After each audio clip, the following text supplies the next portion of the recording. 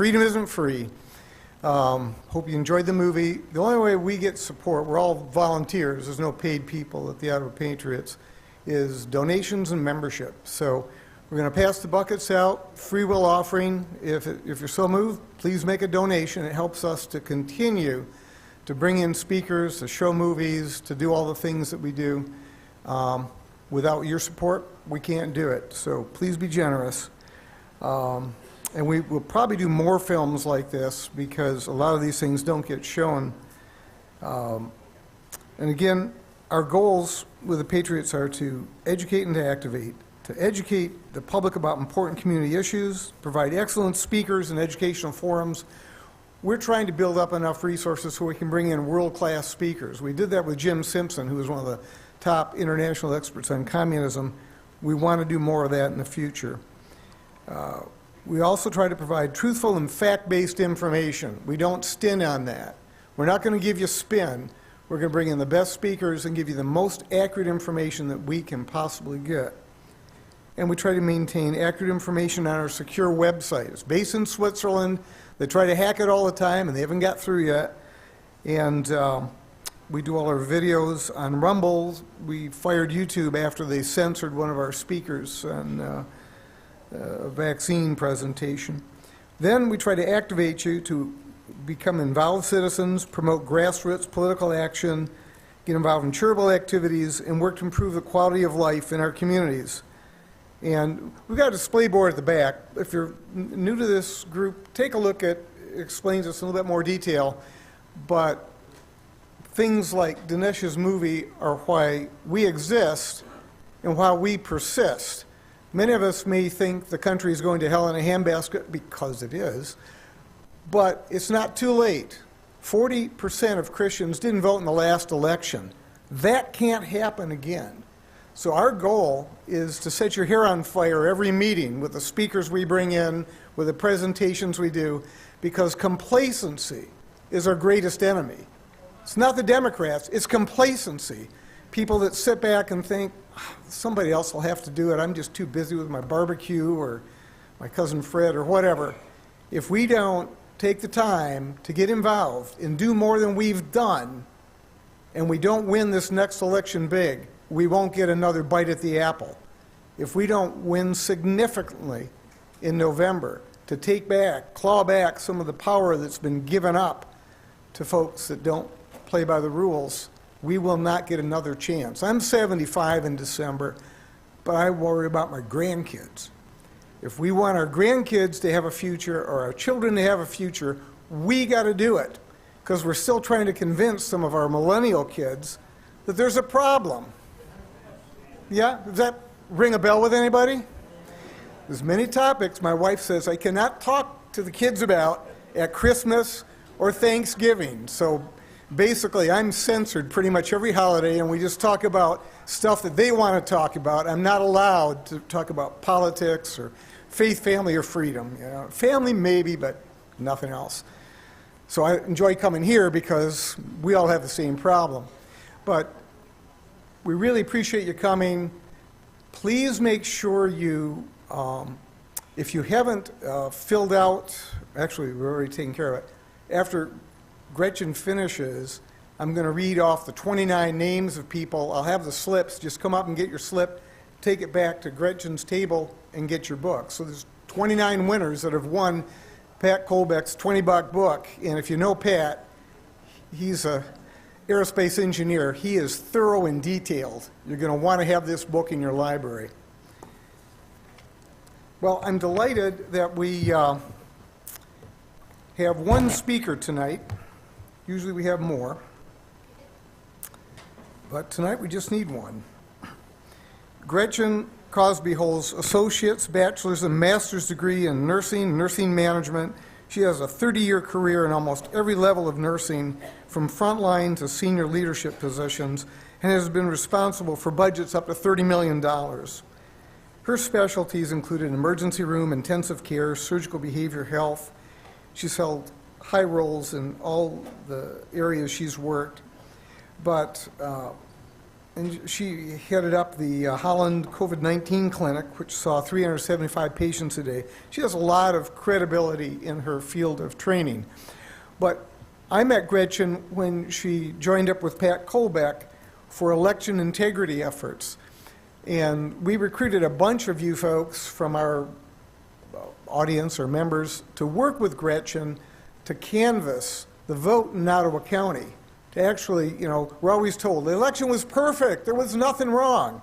Well, Gretchen recruited some great folks from our group, and they went out door to door checking on how did the vote actually happen. And that's what she's going to share with you, some of the amazing things she found in Ottawa County. And the goal of sharing this tonight is, one, she can show you how you can check and see if your vote was counted properly on your cell phone. That's something I'd like to know. The other is, if there were discrepancies, our county clerk and the people in charge of our elections have got to fix it before the next election.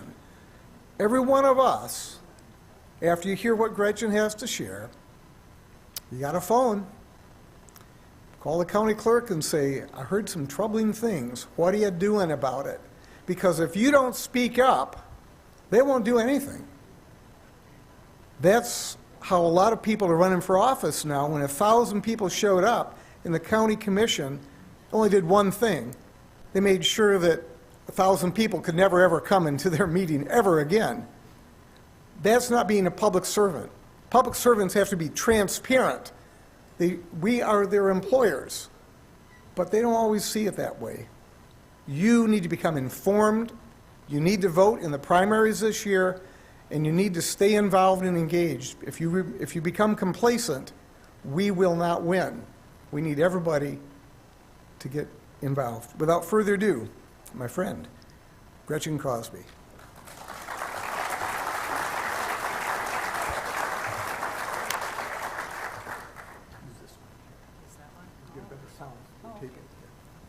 All right, so I'm going to ask for grace, too. So it's been a little while since I've been at the podium, other than like one speech.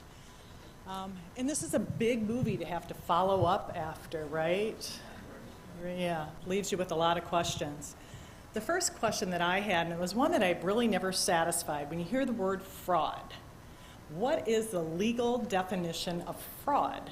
And so I decided I'm going to go ahead and look that up. I want to share with the audience because we heard an awful lot about it today.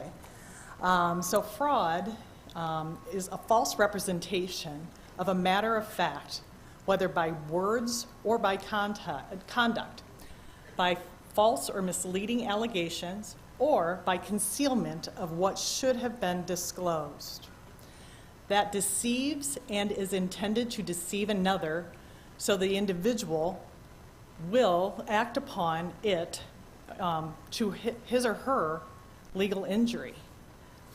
And so, legal injury. So today when I filled up my gas tank for $114, felt like there was some legal injury, and I'm sure we can all relate to some. Okay, sorry. Oh, good luck with that. Okay, so 2,000 Mules march to Michigan.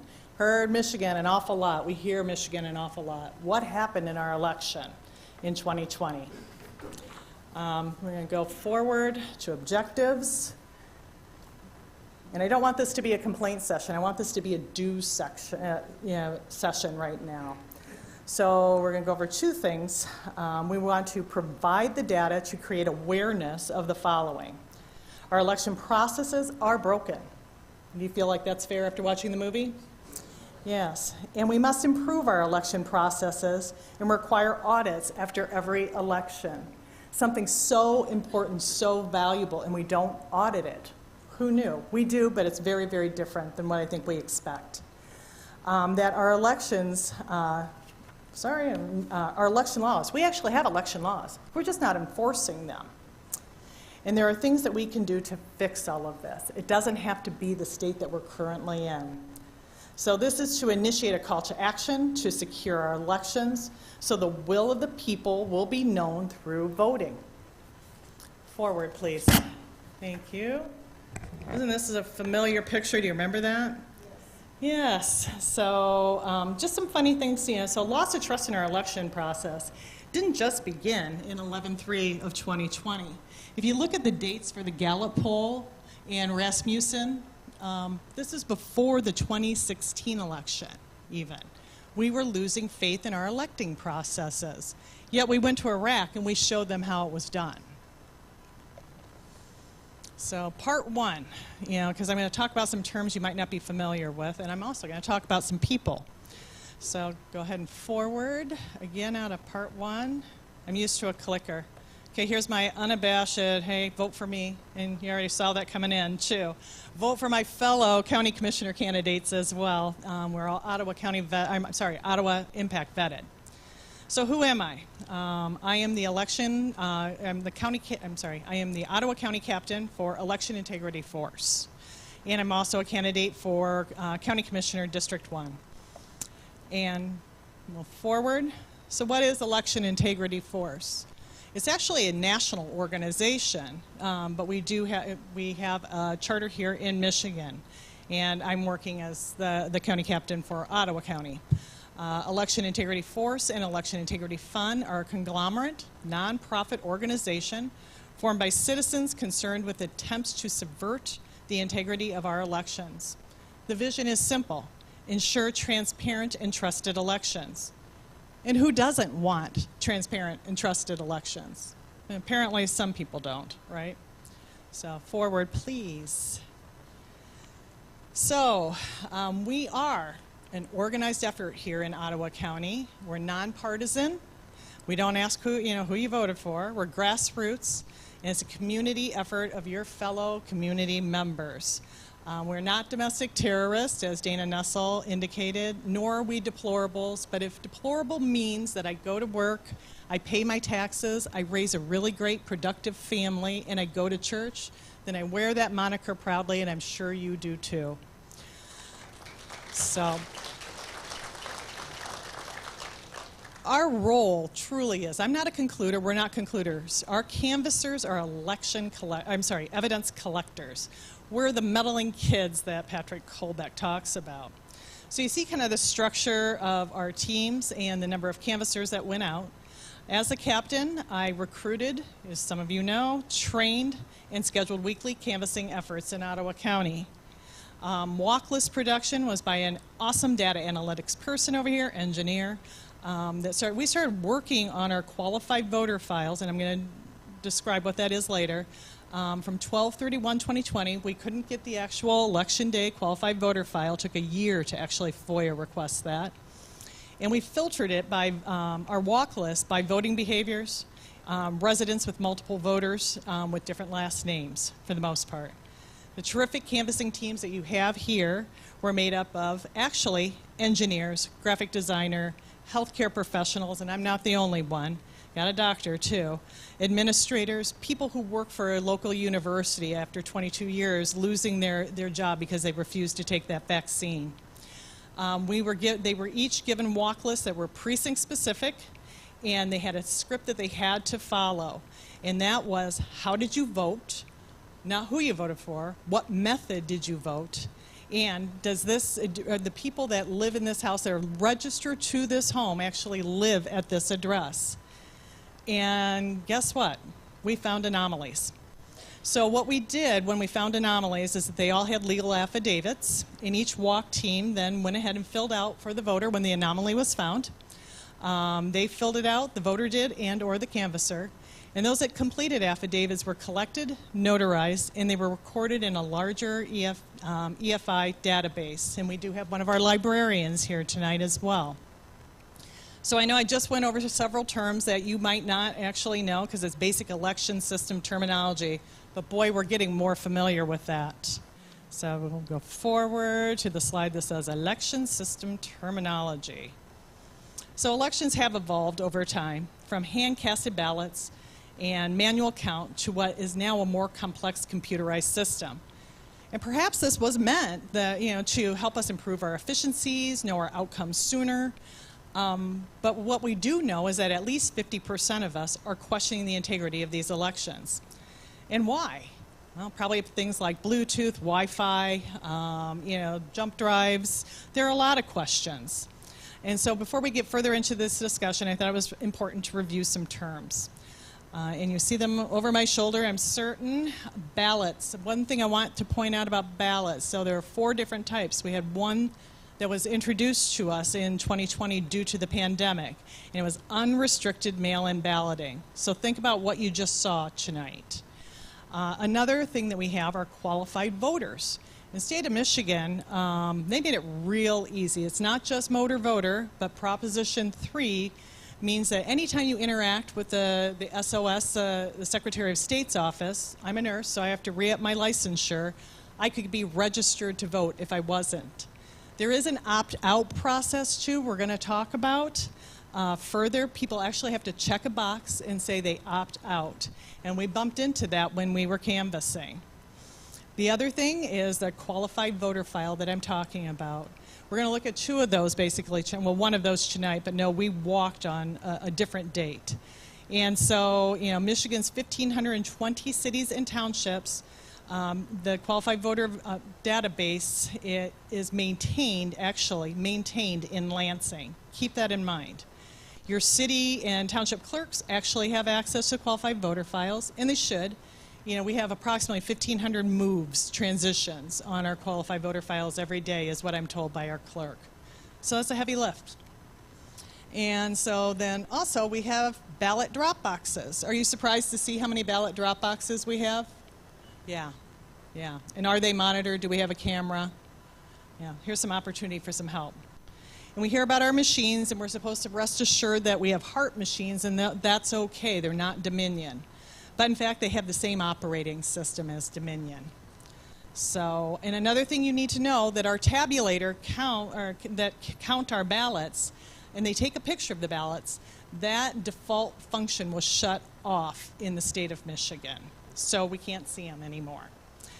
And I want you to pay attention to, because there's a federal requirement to maintain our records, our voting records, including those images, for 22 months. And we're getting close. We're at 19 months right now. My focus today, I'm not here to blame, shame, not at all. What I'm here to do is take a look at that qualified voter file from 12/31/2020, and we also have Audit Your Vote, which you're going to do 12/1 of 2020. That's where I think our problem is, and I'm going to provide you the evidence. So we're going to go to part 2. And forgive me, Doug, if I'm used to using a clicker. So, all right, so 2,000 mules to Ottawa County elections. What 2,000 mules basically demonstrated was trafficking, ballot trafficking.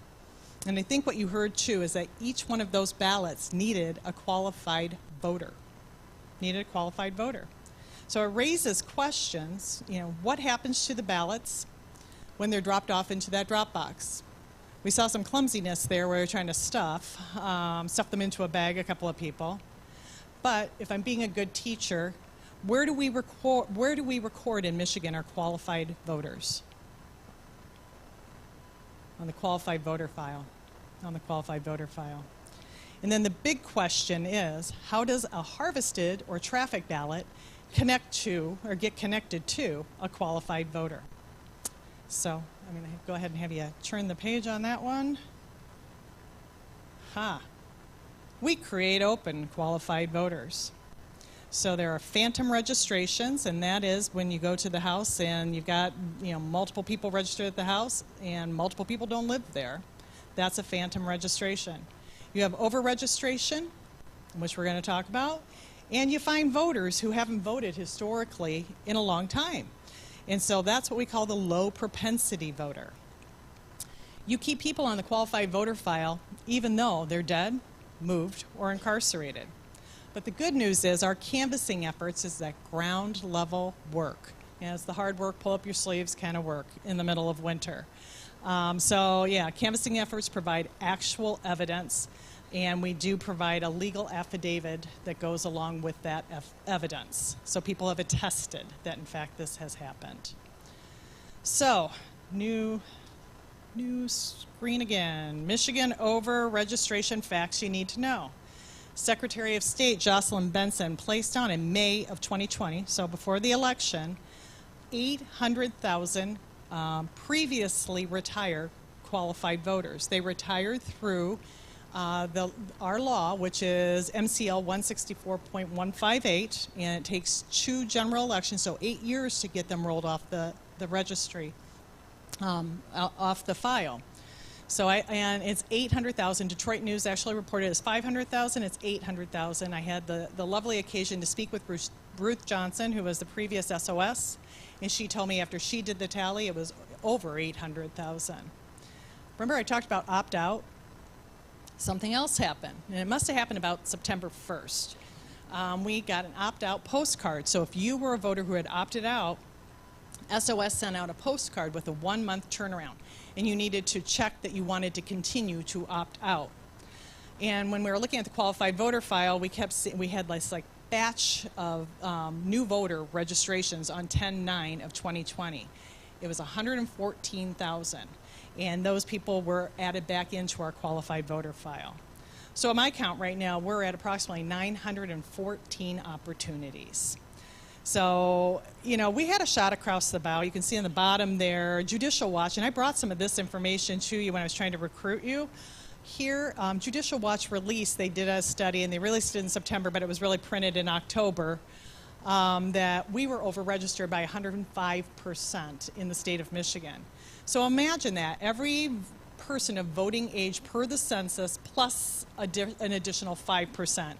I broke out the counties there, but what's the likelihood when we just pop back on 114,000 opt-out people that everybody's registered to vote? So we were told, but we just weren't seeing it in the sequencing that we needed to. So let's discuss evidence that the meddling kids discovered while canvassing. I have Doug flip that slide. This is the information you want to know. So Steve, I may have given Steve a wrong number. The total number of voters that we knocked on the door were 2,221. 924 of those weren't at home. Uncooperative was 62, but I want you to see that we actually talked to 1,235 voters. So 62 is a pretty low number. These are sensitive subjects that we're asking about. Actually, what happened is that people were very gracious to us. They offered, they offered to have us come into their homes. They offered warm beverages. They were very kind. I am grateful to live in West Michigan. I truly, truly am. And this was a nonpartisan effort. We didn't know if they were Democrat or Republican, and they didn't care. Pardon me. What they cared about is that their vote counted, and so they were very willing participants. So we got 278 legal affidavits that were sworn to and attesting to the voting process and their method anomaly. And that is a 23% anomaly rate. And we finally got to the point with so many moves that we just started signing the bottoms of the walk list to bring to the county clerks to say, here's what we've got. So that number is actually higher, but we'll just stick with that one. And I've run out of time already. Well, I've got a few more minutes. So that anomaly rate was discovered by our canvassing efforts. And some of the things that we did find is that we had an 18.38% phantom registration, meaning people didn't live at the address that they were registered to. So remember, we all got absentee ballot applications. Where did they go? And I know our county clerk's offices were overwhelmed with the number. They didn't know what to do with those. It was a completely new process. So nursing facilities, trailer parks, and apartments were the most frequently affected by this issue. And it would make sense due to the transient nature of a multi-resident facility. Deceased voters represented 51 of the total voters that we canvassed. We had a birth date, we had somebody who was 122 years old. Yes, and we must have the Fountain of Youth here in Ottawa County because we had over 157 registered voters greater than the age of 100. Now, we do have some people greater than 100, but 157. Everybody should move here if they want to live longer. But the one that is so painful is that the voting method was changed. And so that is your 45. What happened there? What happened? And those were the people who were incredibly upset, and they were more than willing to fill out our affidavits. So Election Integrity Force has evidence, and that's the state, that our voting methods have been in a state of flux here in Michigan. That's why I want you to do audityourvote.com, because I want you to remember how you voted in the general election of 11/3/2020, and I want you to check and make sure that that looks accurate. If it doesn't look accurate, then you need to contact your jurisdictional clerk or your county clerk to find out what's going on. They're surprised too, and some of this evidence I have shared too. They're surprised too. I don't think it's happening here. I think it's happening someplace else. I can't conclude, but that is just my gut feeling. So why would your voting method change? We need to know that. Audit your vote. Yep, I'm going to get a slide up. So consequences. Now go to the next slide. We have Joe Biden in office at 81 million votes, more votes than any other president ever, more votes than Barack Obama. We had a perfect election. You just heard everybody say we had a perfect election, right? And we had one in Ottawa County as well, but I think we're learning. I put up some kind of just interesting facts regarding margin between the two candidates. And so I'm not here, everybody wants to say you want to overturn the election. But we've got a 2.78 percentage point between the two candidates. And the funny thing is that we never hear about that Donald Trump won Ottawa County. We knew that. But he added new voters from his 2016 election. And he turned out more voters than he did in 2016 as well. But the anomaly that occurs is that not only did Joe Biden increase the turnout here for the Democrats from 16 to 20, but he added more new voters than Donald Trump, and he surpassed Donald Trump in almost every single precinct in Ottawa. Yeah, it seems to be a little bit unbelievable. So, part 3, we're almost done, Steve, I promise. So what can you do? This is what I want to, this is why I'm here. You can do things. Audit your vote and take out your smartphones and start plugging that information in. I'm limited on time here, so I want to make sure that I just kind of let you do that on your own. But as I said, remedy that with your county clerk. So next slide after audit your vote. Sorry, Doug. Number 2, you need to be well informed. So tonight I've provided you an opportunity and your names have been drawn, and Steve's going to go ahead and he's going to share that with you. Who won those books? 29 of them. But read that bottom statement by Patrick Kolbeck. If this was the most secure election in history, I shiver at the thought of what's been happening in previous elections. Truly, I definitely did. So I just want to give another thing that you can do. Number 3 is elect leaders for liberty. Elect people who will address these issues. Tonight here I have Lucy Ebel, and Lucy Ebel is vetted by Ottawa Impact, and she's running for District 2. Lucy? There we go. And Lucy, yay, Lucy. I don't want to forget about Jacob, but Jacob's in Mexico. I talked to him. And our Mr. Ottawa Impact, Joe Moss, we all love him.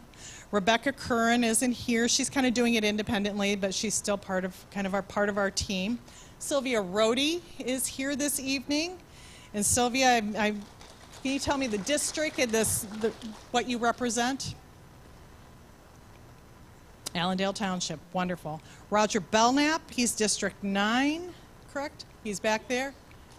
Who? City and townships?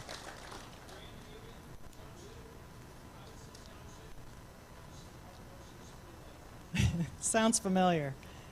And then our lovely Allison Miedema, and I call her Miss Lake Michigan Drive. You see her sign everywhere. She's got a mouthful of things people that she represents.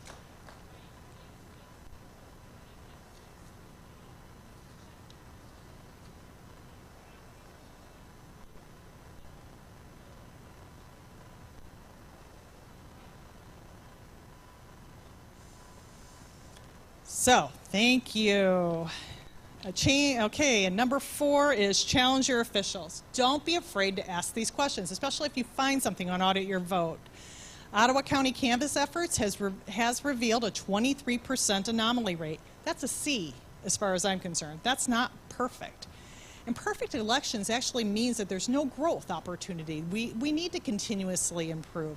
I'm really not judging our clerks. I'm truly not. These are big, unwieldy operations. You've got 220,000 voters here. We need to help. We need to volunteer. We need to help. You do need to ask why, and it doesn't even have to be here locally, ask bigger at the SOS, why we couldn't get a hold of the 11-3 qualified voter file or polling books for over a year.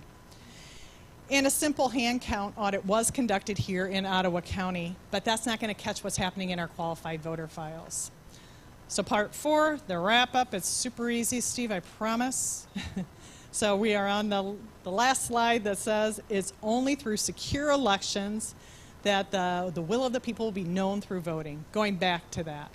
So I just want to leave you with the fact that we are the evidence collectors, we are not the concluders, and we have world-renowned process engineers here in Michigan, especially West Michigan. We can fix this. They would love, I think, this opportunity, and why can't we be a role model for the state, the nation, and the globe? Go back to the purple finger. We can do this right. Thank you.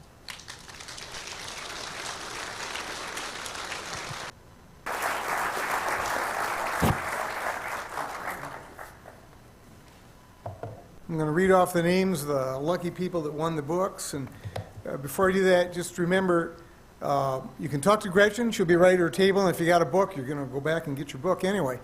But please, if you can, get one of the Secure My Vote petitions, get the instructions, get it filled out, bring it back to our meeting in a couple weeks, and you'll get extra raffle tickets for the money toward the gun. Visit the candidates that have taken the time to come here. Nancy DeBoer had to leave, but I think her husband's manning her table, but she has some of her literature there. And make sure to talk with the candidates. You need to get fully informed and decide who you want to vote for. Yes? We signed the petition. We also need to take something. Well, if you signed it, you don't want to sign it again, but you can take a petition and get people who haven't signed it to sign it, and then you can just fill in as you're the person at the very end that circulated the petition. So even if you signed it, you can take a fresh petition. You don't sign it in the regular place, you just sign it at the end, and they'll give you the instructions. But we have already more petitions than we need, but our current executive branch do not follow the law. So we need a super abundance of valid signatures. And I talked to Ron Armstrong, who's heading this up, and they're being extremely cautious. They take every sheet that comes in and they check it for, you know, is it a duplicate? They run it across the database. Was there anything not proper? If there's any forms not filled out properly, they won't submit them. So they're going to submit clean data to the state, and the state will still try to find errors, but they're being very cautious and they're being very conservative. Right now they have 100,000 more signatures than they need. We want to get another 50,000 on top of that, so that there's almost no way that Gretchen Witless is, whatever you want to call her, Witchmer works for me. Her minions cannot deny the will of the people to reinstate fair and safe elections. Yep. Well, the whole troika needs to go, and we're trying right now to. We're going to have 2 candidate forums in July. On July 12th, we're trying to get the 5 remaining governor candidates here, and we've partnered with the 2nd and 3rd congressional district. The 6th congressional district are all partnering with us. Ottawa Impact, some other grassroots groups, and we just talked to Keith Van Helder tonight, and Ottawa GOP is also going to partner with us, and we're all going together saying to the candidates, we're all working together. You folks really need to come to our candidate forum, because most of us don't have a clue who we're going to vote for governor. We need to meet them and talk to them. And so if you have any linkage to any of the 5 remaining candidates, come up and see me afterwards, because we're trying to put pressure on them and their staffs to come to our forum.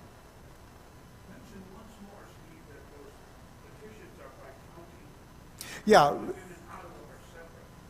Yeah, there have to be a separate petition for each county, but the ladies at the desk back there will explain it to you.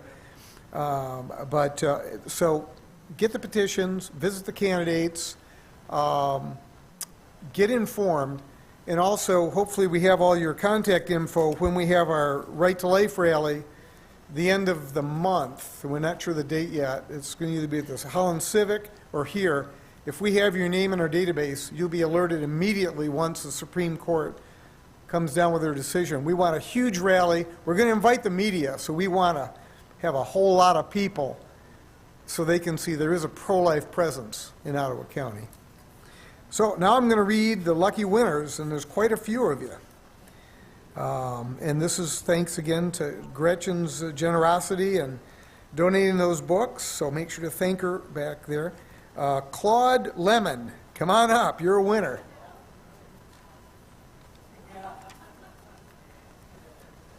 And Curtis Norris. Just take it back, get your book. Curtis Norris, Mike Buchema. Is Curtis Norris here? Mike Buchema. And you are? Mike, here you go, Mike. Did I get your book? Congratulations. And Curtis Norris, Joanne Steele. You're a winner. Well, I knew that anyway. I know Joanne. You're Curtis? There you go. Joanne and Kathy Kipf Muller. I'm not pronouncing it correctly. Okay, there you go. Congratulations. Just take it back to Gretchen and she'll get you your book. Make sure to turn your slip in, too. Paulette Klaus. Is Paulette here? Okay. Lindy Van Solkema. Is Lindy Van Solkema here? You want a book, Lindy?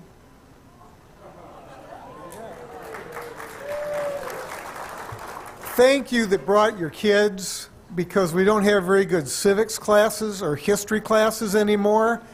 You need to be the teachers of your children. And you grandparents, if your kids aren't doing it for your grandkids, you're going to have to start educating them, or we will not have a country. Lisa, looks like Raymond. Is there a Lisa Raymond here? Okay. Carla Segar? I'm not pronouncing it right. Is there Carla here? Okay. Sean Larson. And Gary Muheisen. There you go. You're with Gary? Carla. Oh, no. You're not Gary. Okay.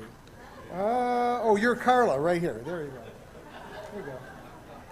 And you are Gary? There you go, Gary.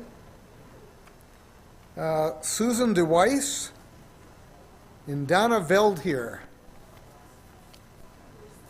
Oh, you're Lisa. You are Lisa Raymond. There you go. And you are? Susan DeWeiss. Dan DeBoer. Is Dan here? Donna. Oh, you're Donna Veld here. There you go.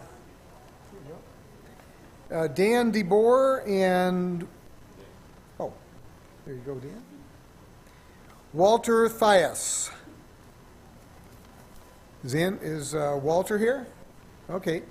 And Andrew Wace. Wade. Okay. Yep. That's a D. There you go, Walter. There you go, Andrew. You're going to enjoy that book. Jim Kuiper. Hey, Jim, you won something. Karen Gent.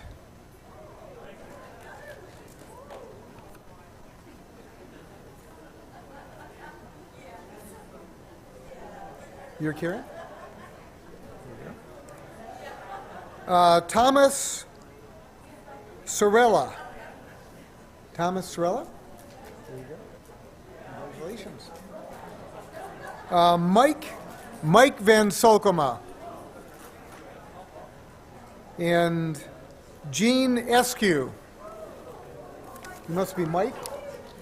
You're Mike? There you go. And you're Gene? There you go. Congratulations. Steve, I can't pronounce it, Nemenye? Steve Nemenye? Okay, how do you pronounce it? Nemini. Okay, I was way off. Linda Lored. Linda Lored, come on down.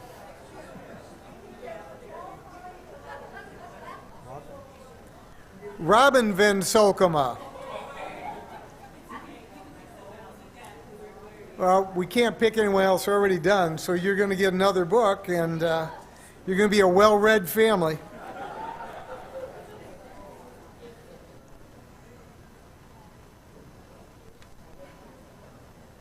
Katie Star, and I can't pronounce the last part of it. Starda? Okay. Jerry Seaman. There you go. There you go, Jerry. And Dave Tenbrink.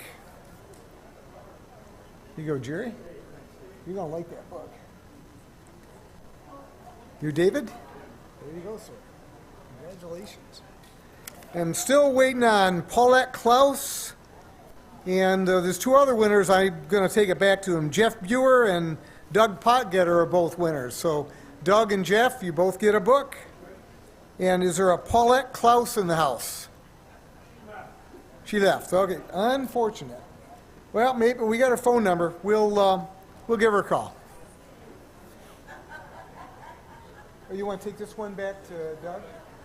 That one is yours. The other one's Doug's. Well, thank you, folks, very much for coming out. I hope you enjoyed the film. And stay in touch. We hope you come back. We try to always put on good programs to educate and then challenge you to do something about it. Thanks again for coming, and be patient in the parking lot. It's a bit full.